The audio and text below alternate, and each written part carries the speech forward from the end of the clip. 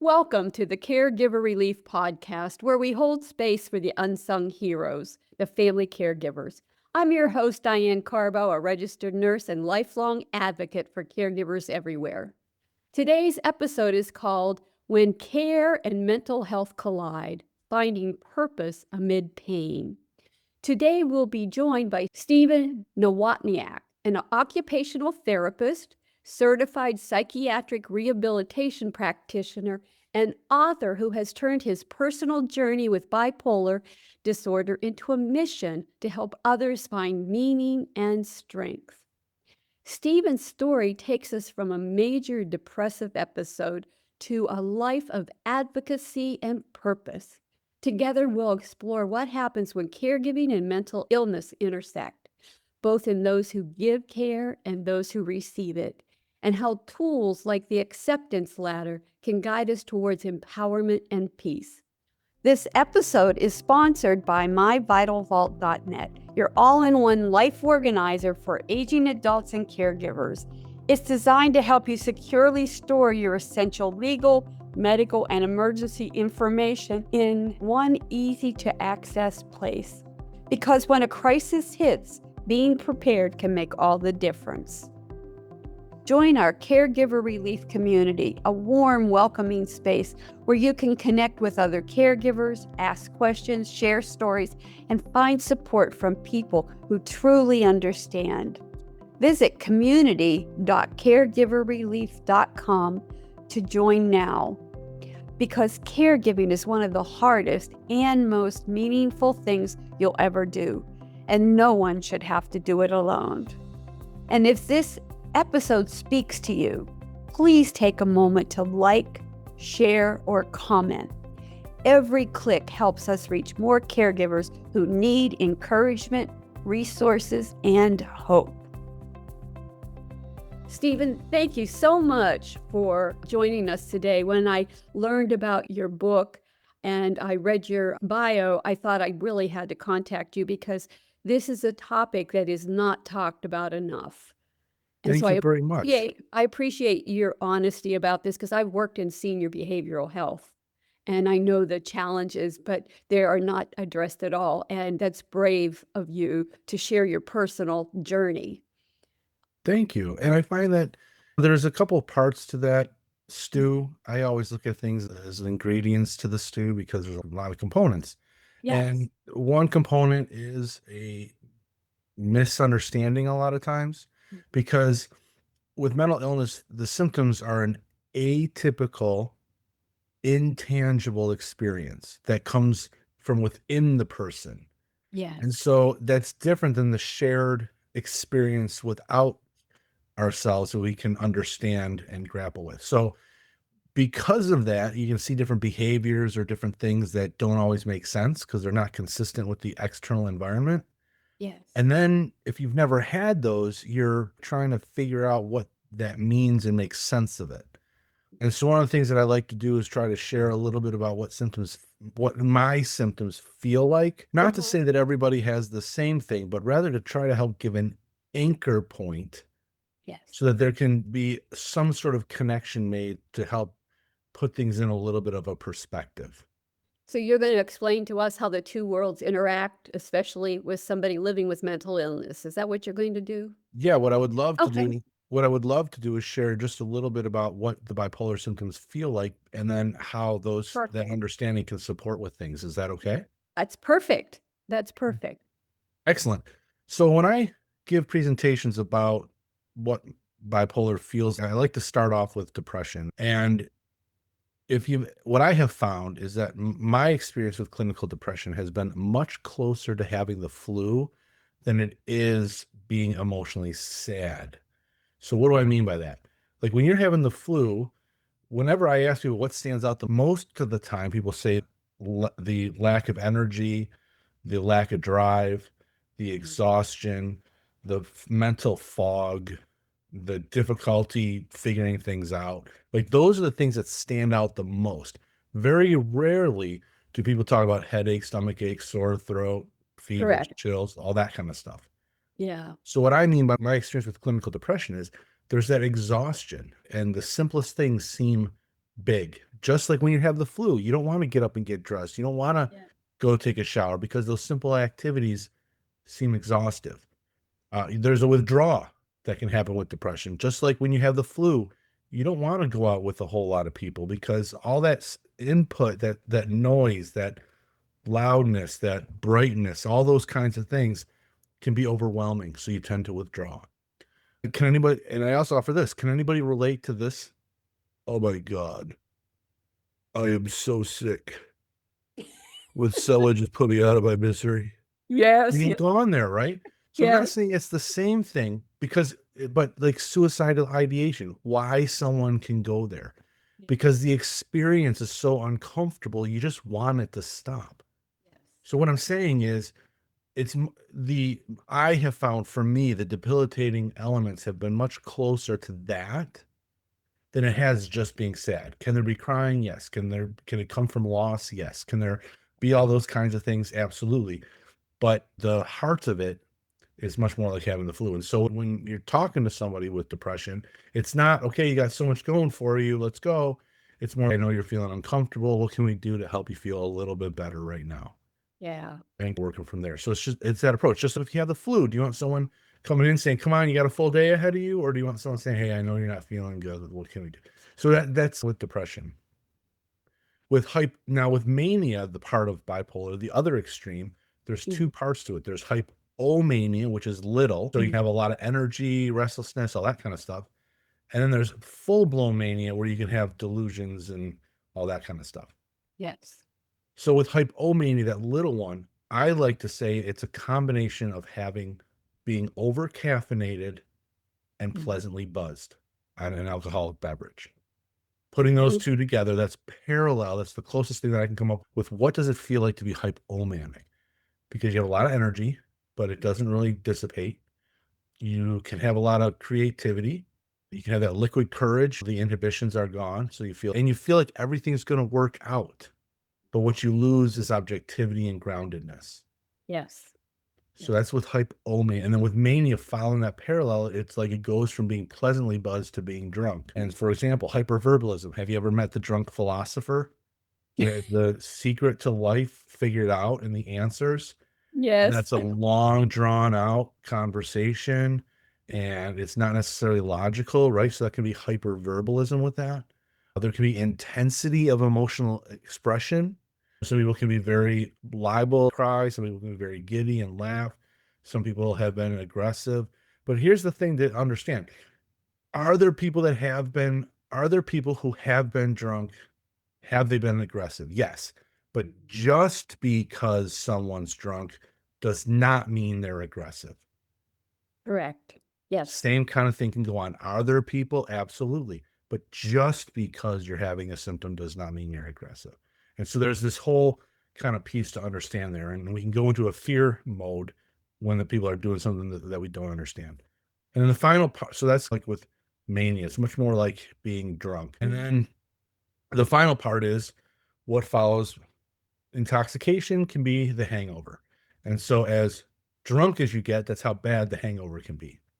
So just like with manias, as high as the mania goes, that's how much the post-manic depressive episode can go. That's how low it can go.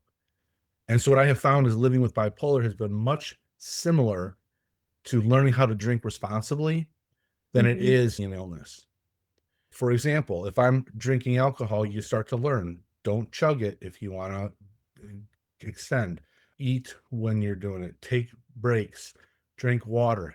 Hand over the car keys. Don't drive if you're finding yourself getting at a certain level, and that's always safe to do before you go out. So same kind of thing with dealing with the hypomania, mania, and depression of bipolar is starting to say, hey, I'm starting to recognize what's going on. So what can I do about that? I start to recognize triggers. What are those external events that can set me off, such as having lots of creativity can send me up a little bit. And so what kinds of things can I do if I feel myself revving up? What can I do to help bring myself down? Listen to calm music, go into a darker place, deep breathe, push my feet into the ground. So I start to learn what are techniques that I can use to help soften its intensity. And then use those as I start to experience things. So it's much more, as I said, learning how to deal with alcohol in your system while you're living and doing things. It's like starting to understand what these symptoms feel like and how do I work with them.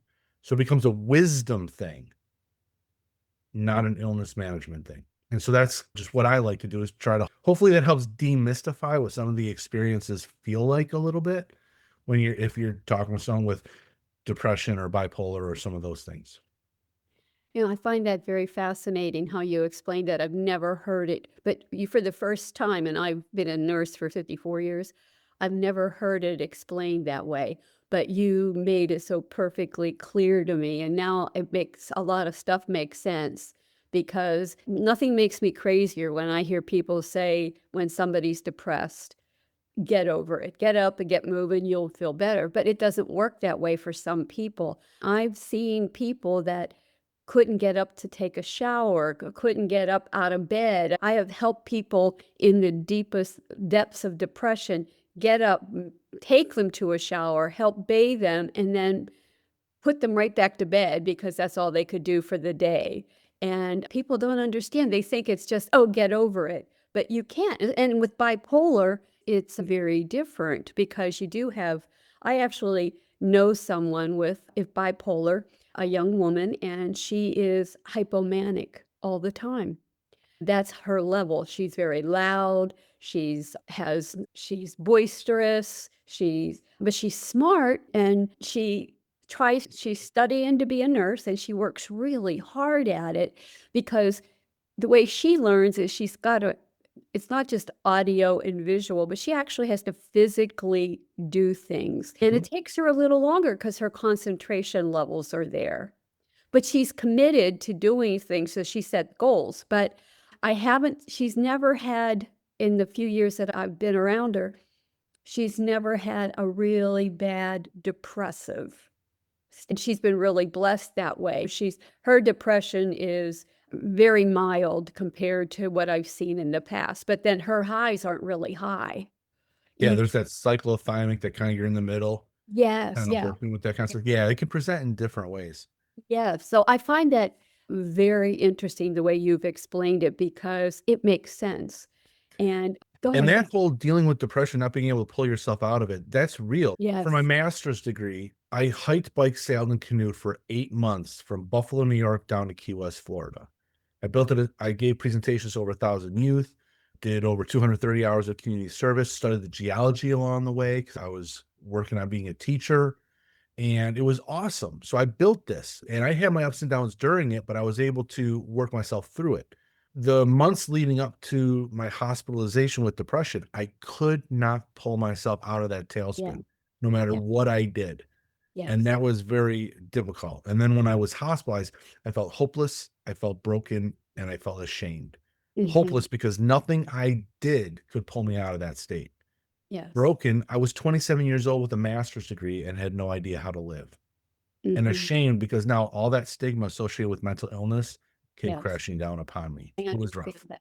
Yeah, I've worked in senior behavioral health, and I have seen seniors that are just for months in the hospital, and they've tried everything to get them to a level, and they have to seek other treatments like ECT or whatever. But I don't want to go into that part of the caregiving right now. One of what I want to talk to you about is how caregivers can better support loved ones who are struggling with mental illness, or how does the caregiver who's providing care that has a mental illness keep themselves balanced in some way?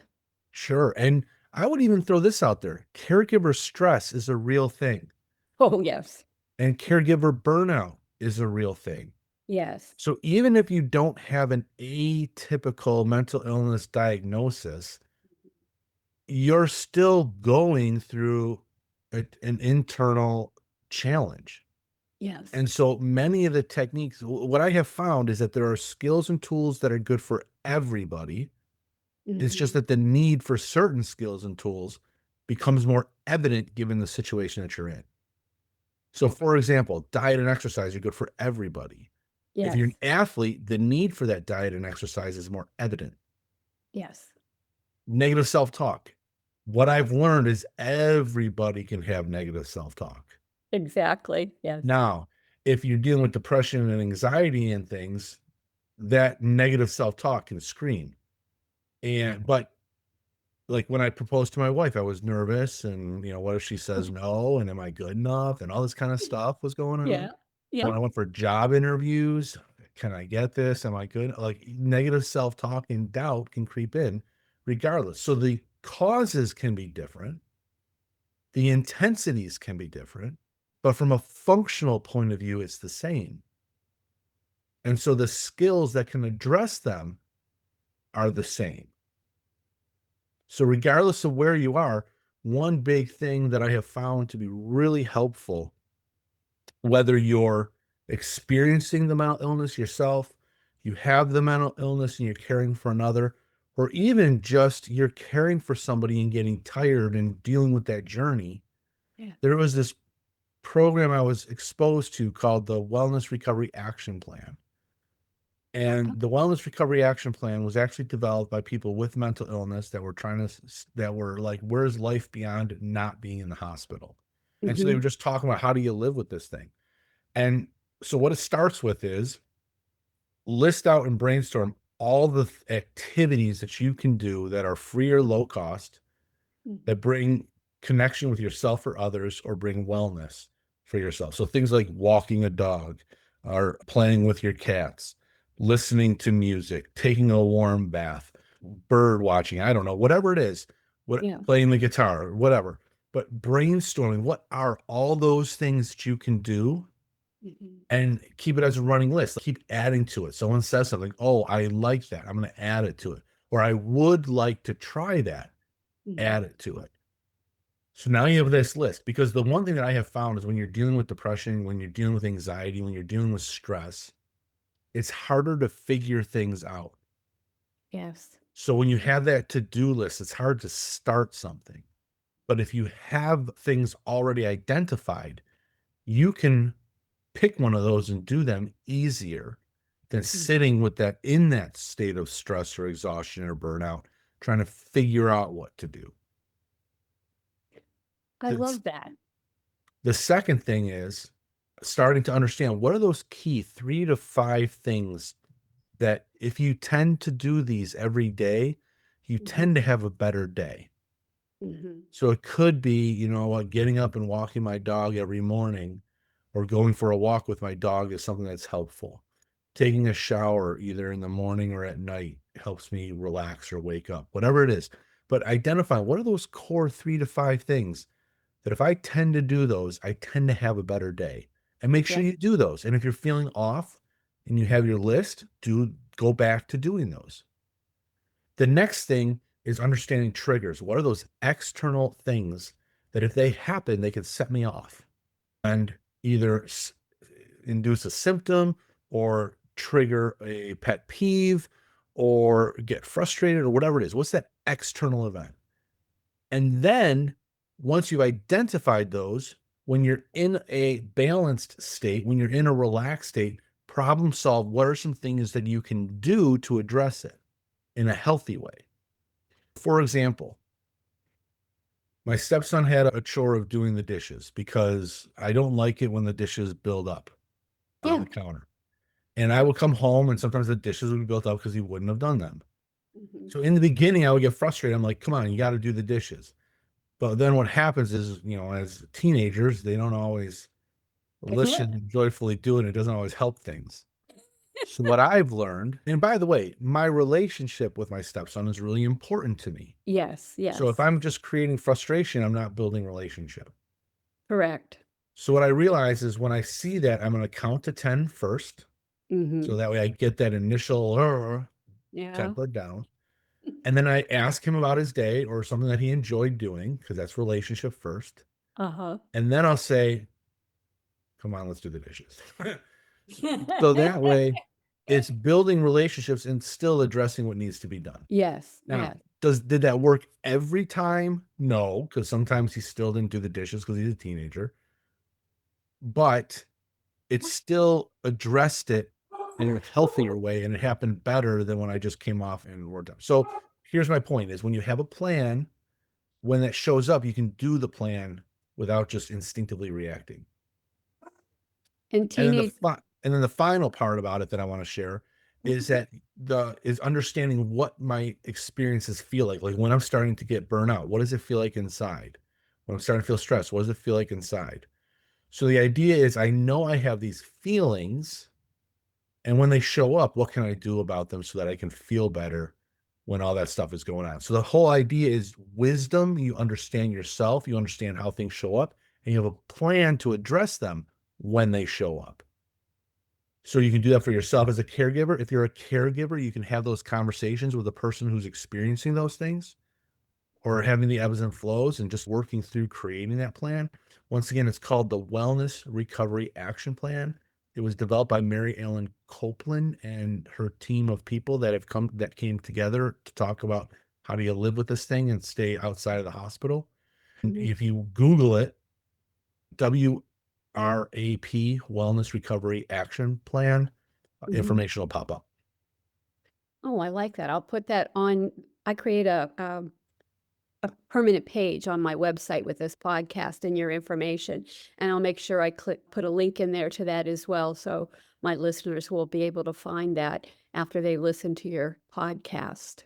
Excellent. Yeah, I like that. Can you share a moment when your pain transformed into purpose and something that helped redefine your outlook on life? Absolutely. My journey with bipolar that brought me to having that pain, purpose to pain was actually a journey of 4 perspectives. And those 4 perspectives also helped me develop a tool that I call the acceptance ladder, which is how do you help work on accepting things you don't like and don't want and help you have a more empowered relationship with it. So Mhm. the first thing I want to do is talk about my 4 experiences, my 4 perspectives.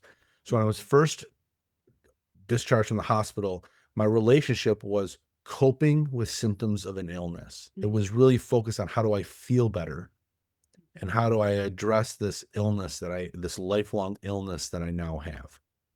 Medication helped, some talk therapy stuff helped, and it helped soften the intensity of things, but it was still there and it was still illness based and it was still focused on feeling.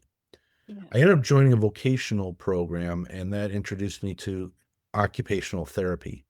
And when I went to school for occupational therapy, there was a shift that happened. Because in occupational therapy, what we really focus on is helping people do what's important to them. How Yes. do you find fulfillment and meaning in the activities that you do so that you can have a quality of life that extends beyond just coping with symptoms? So that got my focus to what I was doing. So it Mhm. shifted from feeling to doing. It shifted from coping with symptoms of an illness to managing the needs of a condition. Then I got involved with occupational therapy, connected with the peer movement in mental health. The Mhm. peers are people with lived experience with diagnoses that are sharing that are advocating for better treatment, that are sharing ways to live well, and using their story to help provide hope and support for other people who are going through the journey. When I did that, I was introduced to RAP, the program that I shared. And what I was able to do was set down the label. I was able to set down the diagnosis and it started to focus on getting to know who Steve is, understanding what this journey is like for me. It shifted it from focusing on what I was doing and managing a condition to a personal growth process and wisdom development. Yes, the symptoms were still there, and yes, they could be uncomfortable, but it was no longer these are wrong and I'm broken and I need to be fixed. It became these are just my challenges. How do I get to know them so I can develop the skills and supports necessary to address them to be my best self given the situation that I have? And then as I was doing that, I was sharing my story. And then I started to find that my painful experiences, my challenges started to become a resource that I could tap into to provide hope and support for others. And so my 4 perspectives that I went through was coping with symptoms of an illness when I was first discharged from the hospital and I was focused on how I was feeling, to managing the needs of a condition when I was going with occupational therapy and focusing on what I was doing, to personal growth and development, which focused on who I was, and what it was like being me and the wisdom of it. And then I started to tap into finding purpose to pain. And that became what I was doing and who I was becoming. So that journey brought me through those different perspectives. And inside of that, it really tied in. And I really learned that perspectives is so powerful. Yes. Yes. And so the acceptance ladder is 5 levels. Mhm. And the bottom level is curse. That's where I'm hopeless. There's nothing I can do. The universe is stacked against me. I'm a Mhm. complete victim of the situation. And sometimes, like when I was hospitalized for depression, I was there because nothing I did worked. Yes. That's the bottom rung. The next rung up is difficult. There's a negative judgment of the experience. It's not fair. It's a fight. It's work to address it. Should is a big word. I should not have this. Yeah. So that's the next level. It's better than curse, but it's Mhm. still really challenging. And that negative judgment is associated with it. The third rung up is what it is. That's where I set down the negative judgment of it, and it just is the experience that I'm dealing with. It can still be uncomfortable. It can still be unfair. It can still suck. But I'm accepting it as the reality that I'm addressing. So there's an acceptance piece to it. It does not mean giving into it. It just means understanding this is the reality that I'm working with. Then the fourth rung, the next rung up is teacher. What is it that I'm learning from the experience? Or what do I need to learn to address the needs of the experience? So there's a growth piece to it. And then the final level is gift. What can I now do that I never would have been able to do if it wasn't for the journey that I went through? I'm not saying the situation is a gift. What I'm Right. saying is the journey that we've gone through allows us to do things now that we never would have been able to do. It could be increased empathy to support people. It could be greater gratitude and appreciation for things. It could be understanding skills that can support when I'm going through challenges or supporting others. What those are the gifts. And so all we can ever do is recognize what rung am I on today, and am Mhm. I willing to go one rung up? So if I'm in difficult mode, don't talk to me about being a gift, but maybe, just maybe, I can set down the should not have happened and just say, okay, this is just what I have to deal with. And then once you reach that level, you can then entertain the next rung. So again, it doesn't make all the yucky stuff go away, Yeah. doesn't fix the situation. But what it can do is give us a different perspective to live through when facing the situation, to be more empowered dealing with it. That's a nice approach. I suffer from treatment-resistant depression. I'm not bipolar, and I've never had a really low, but I did have a son. My oldest son was a soldier, Korean linguist, and developed a serious pain condition, and he completed suicide 14 years ago.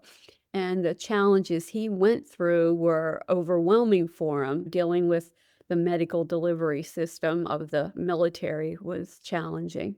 And one of the things I learned through all of this is you change your perspective, you change your life.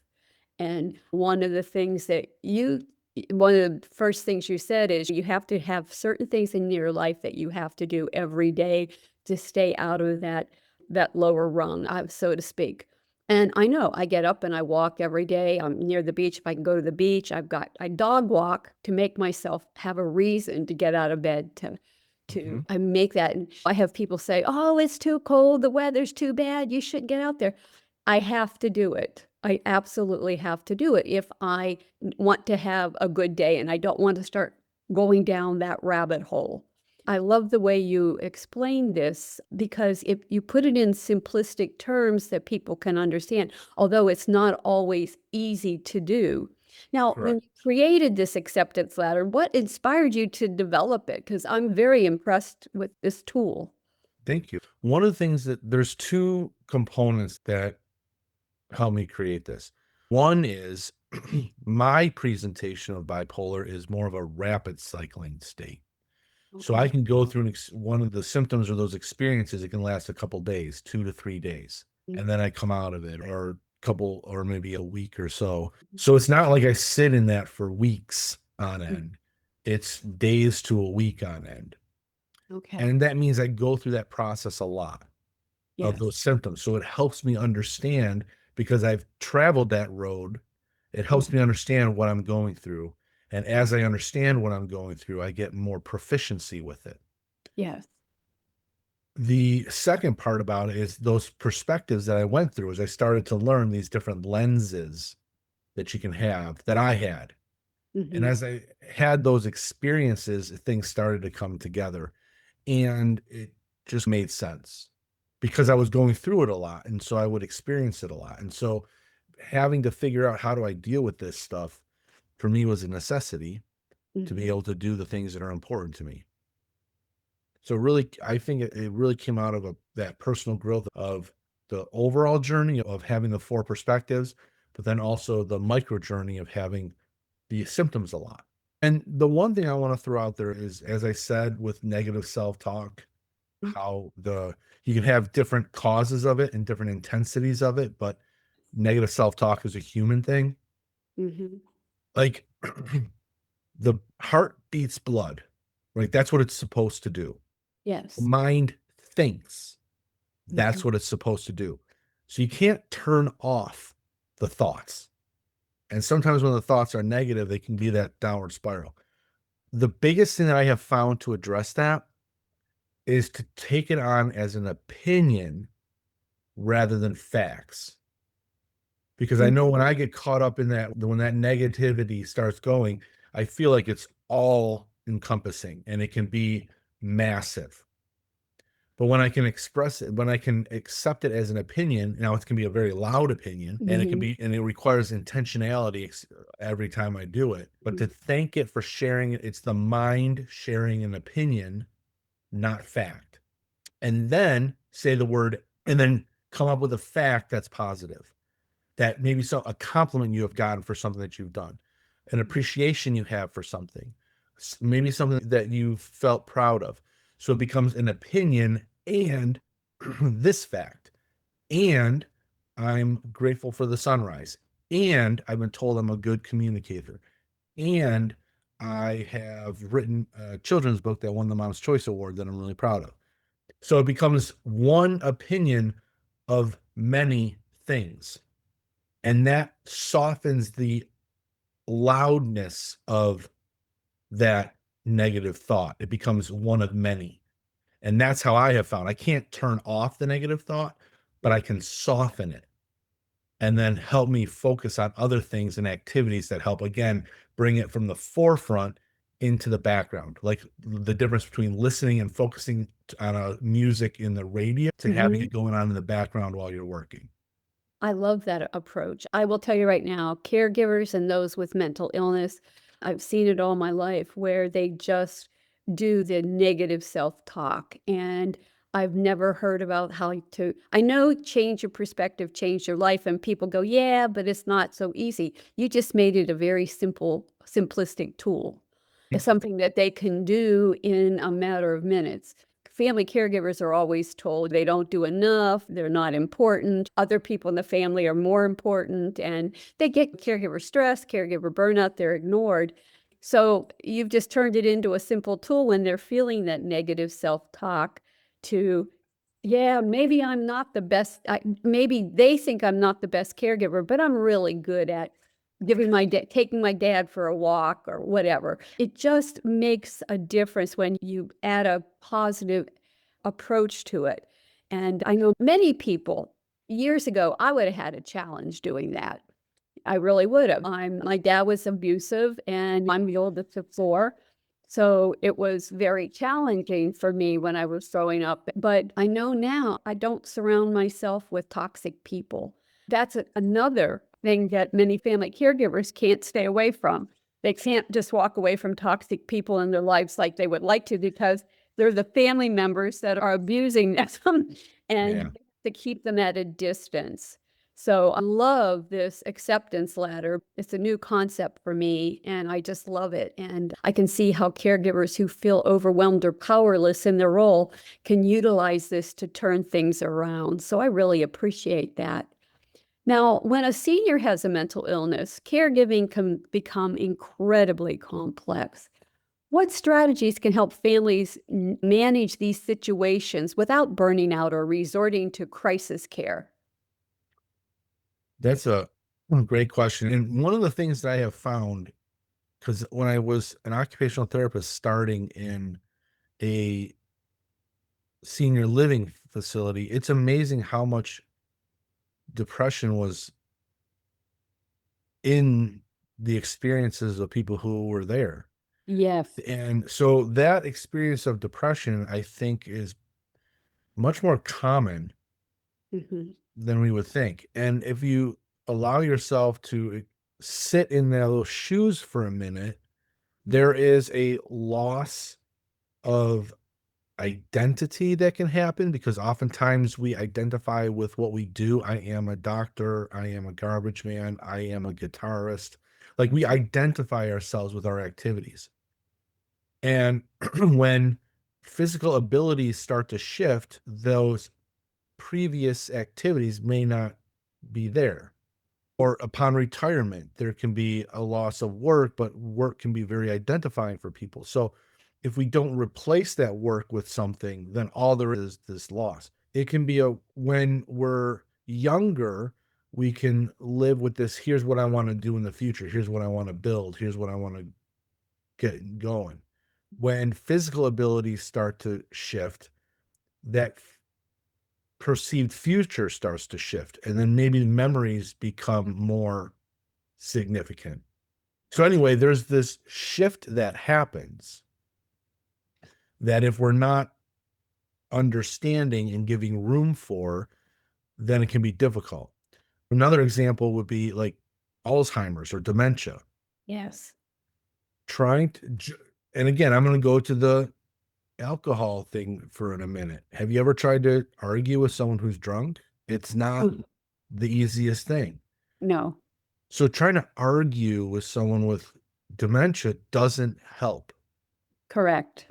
Correct. Now, it doesn't mean you have to necessarily agree with everything, but if you can allow that allow that that's the reality the person's having, and so work with it, it Mhm. becomes a little easier. So instead of saying, "Oh no, you're 86 now, you're not 14," you can talk about what were the things that you really enjoyed about that person or that experience.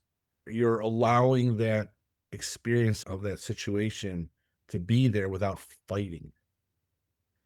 Where did I learn that? I learned that a lot. I spent 7.5 years working in a psychiatric hospital, and I was working with a 27-year-old male who had the delusion that he was from another planet. And he was talking about how frustrated he was that he couldn't get to a spaceship. When I talked to them about, I can see that you're frustrated about not being able to leave here. Then it was, yes, I'm stuck. So now we had a conversation about how frustrating it is feeling trapped in a hospital when you're 27 years old, which can be pretty understanding Yes. and understandable. So I wasn't agreeing with his spaceship delusion, but I was Okay. agreeing with the understanding, the frustration of being a 27-year-old trapped in a psychiatric hospital. Yes. So Yes. same kinds of things can, I believe, happen when you're working with people is what's the frustration? What's the emotional state that the person's experiencing? And how can we connect with that and be a release valve of that emotion without making the emotion wrong? And sometimes you can't fix it, but we Yes. can appreciate the fact that there's a frustration there. We can appreciate the fact that you're not a burden. Yeah. Because sometimes if people are used to being caregivers and now all of a sudden they're needing to receive care, there's Yeah. an identity switch that happens. Yes. And then I finally, what purpose can the person have? Wisdom is a big thing. You've Yes. learned things in your life. What can I learn from you? How can you teach me? Maybe share some of the experiences that you've been through that you've enjoyed and what lessons can I learn? That can be something that a person can have. So anyway, what you're looking at is what value or what purpose can that person have while they're existing so they have a reason and they're contributing with what they're doing. That's a really good point because people I work in long-term care, And what I see is, and I had a grandmother who was in her late 90s, ended up in a nursing home, and it was devastating. It changed her with depression and sadness. And what it is, a total loss of independence. They have to depend on somebody. And I see that as we grow older, that we're all dealing with that. As we grow older, we're losing our independence. And another thing we have in our culture right now is we've lost our sense of community. And so we do feel like a burden, wherein, like, I worked at a Quaker facility outside of Philadelphia, and they have this intergenerational community where the nursing home can see into the daycare center. And the youth come in and they pass the teenagers and stuff as part of their service to their community is to pass water and do things with the elderly, activities or something. And that changed. That facility that I worked in had a totally different approach to aging. And I didn't see, and I know you know what I'm talking about, I didn't see the sadness and the brokenness because they didn't feel like they were being a burden. And in fact, one of the things that touched me so much was people, when they were dying, their community members came and sat vigil with that person until they passed, even if they didn't have a family member. And I just thought that was beautiful because other communities I were in said, we don't have time to do that. And it makes me sad because we've lost our sense of humanity. Yeah. And you're right, one of the things, and there is a sadness in every single nursing home and even some assisted livings with the memory care. People understand that they're not who they were, and it's hard to become a burden to our society. But you change your perspective, you change your life. And I love that. Steve, I really appreciate it. I'm so impressed with your approach to mental health. You've made the hard simple to understand and help my caregivers along their journey. You've given them tools to not only be able to help themselves, but maybe implement with their family member. Even if they don't have a mental illness, they all have some form of depression. A lot of them do. We can't get away from it because of our culture.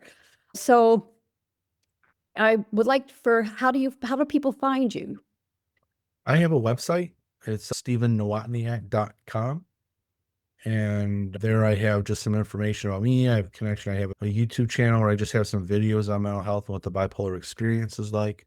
I have a link to some of the books that I've written, Handbook for Healthy Living with a Mood Disorder, as well as Bipolar Life Hacks, Keys to Loving Life with a Bipolar Disorder, and also my Mom's Choice Award Move with a Morph children's book. So it's just a fun way to connect with some of the things there. And there's an email that you can connect with me if that's something that you would find helpful.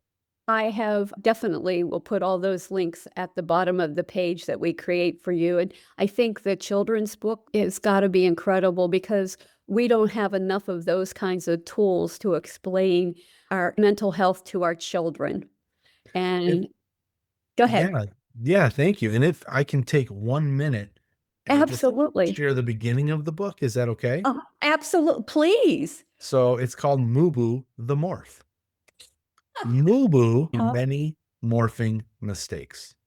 Sometimes mad, sometimes sad, sometimes glad, sometimes bad. He used the gifts that he had, and always Mubu grew. He grew in ways he did not know. He grew in ways that did not show. He grew in ways that made him go, though sometimes it was slow. Sometimes when slow, he could not see where to go or who to be. Ski in the snow, climb up a tree, look down below, find you, find me, and so Mulu morphed. And all three. Oh, it's wonderful. Wonderful. Oh, what a good way to end this podcast. To my listeners out there, my family caregivers, you are the most important part of the caregiving equation. Without you, it all falls apart. So please learn to be gentle with yourself. Practice self-care every day because you are worth it.